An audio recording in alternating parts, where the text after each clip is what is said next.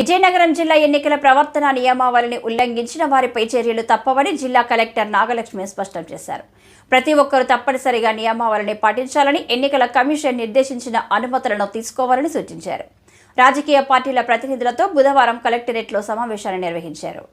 తర్వాత మన స్టేట్ లో పోలింగ్ వచ్చి 13 మేకి కమ్యూనికేట్ చేస్తున్నారు. తర్వాత జూన్ 4th కౌంటింగ్ పెట్టున్నారు.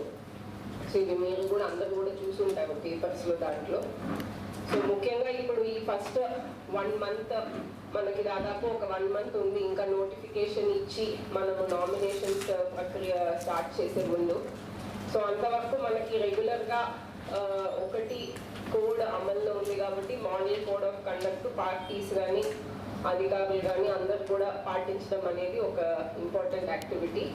ఇదే కాకుండా మనకి ఇప్పుడు పొలిటికల్ పార్టీస్ మీరు క్యాంపెయిన్ పరంగా వేరియస్ యాక్టివిటీస్ చేసుకుంటారు కాబట్టి దానికి సంబంధించిన అంటే పర్మిషన్స్ ఇవన్నీ ఎలా తీసుకోవాలి. ఎందుకంటే ఇప్పుడు మోడల్ కోడ్ ఉన్నప్పుడు పర్మిషన్ లేకపోతే ఖచ్చితంగా మనకి ఆపాల్సిన పరిస్థితి వస్తుంది, కేసు పెట్టాల్సిన పరిస్థితి వస్తుంది. కాబట్టి పర్మిషన్స్ సంబంధించి కూడా ఇవాళ ఒకటి బ్రీఫ్ లాగా మీకు పెట్టడం జరిగింది.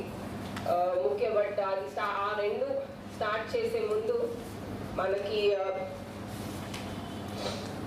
ఇప్పుడు ఫార్మ్స్ సంబంధించి చూస్తే, ఎందుకంటే ఇంకా కూడా కొంతమంది పొలిటికల్ పార్టీస్ నుంచి మనకి కొన్ని కంప్లైంట్స్ అవి వస్తున్నాయి ఫార్మ్స్ మీద.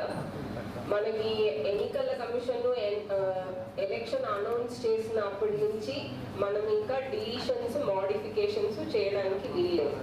సో 16వ తారీఖు తర్వాత ఇప్పుడు 17 మార్చ్ నుంచి వచ్చిన ఏదైనా ఫార్మ్ 7 అన్నా ఫార్మ్ 8లో మాడిఫికేషన్స్ ఉంటుంది, అంటే కరెక్షన్స్ లాగా. ఆ రెండు కూడా ఫార్మ్స్ అన్ని పెండింగ్ ఉంటాయి, అవి ఏవి టేకప్ చేయవు.